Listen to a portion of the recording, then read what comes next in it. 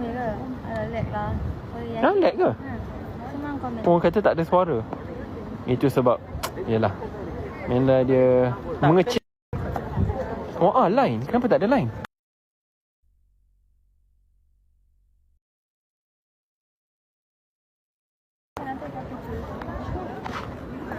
Why is there no line? Korang boleh nampak ke ni? Tengok Bella dengan tak tahu wanita daripada France ke mana. Dia suka tengok Ayu Bella dan juga bajunya. Dari Primavera, so boleh dapatkan untuk raya. So dengan Primavera tu ada ribbon sekali lah. Ribbon tak ada. Kalau jumpa Bella, insyaAllah boleh belanja ribbon. Oh kan satu-satu minta kan. Ni ada 12,000 orang minta nanti. Orang kata mana orang putih. Orang putih tu dia dah jadi orang French lah. Dia jadi French girl. Kita pun memang kena kurangkan untuk dia berjumpa dengan YB Sunday. Sebab kenapa nak kurangkan? Sebab dia jumpa YB saya nak angkat-angkat. Orang penat. Salah ke? Tak salah lah. Manja sangat. Abuya mana?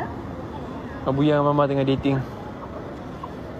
Di mana ada Mama, situ ada Abuya. Di mana Abuya, di situ ada Mama.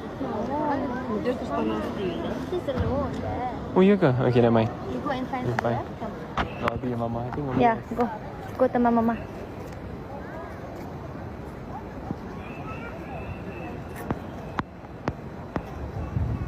Saya tak jealous Bella lipstick apa cantiknya. Okay, nak kena tunjuklah lipstick apa kalau macam tu. So semestinya Berlova, tapi ini kita pakai dia punya gloss crystal. Tapi tak risau sebab bila korang beli the whole package, bila korang beli the whole, Bella asal boleh guna kamera belakang ni je, kamera depan, ya Allah.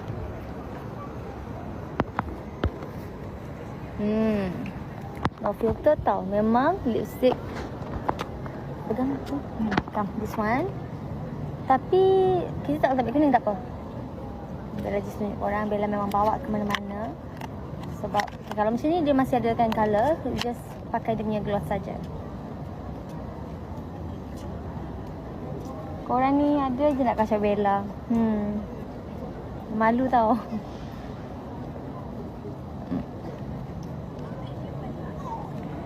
Betul?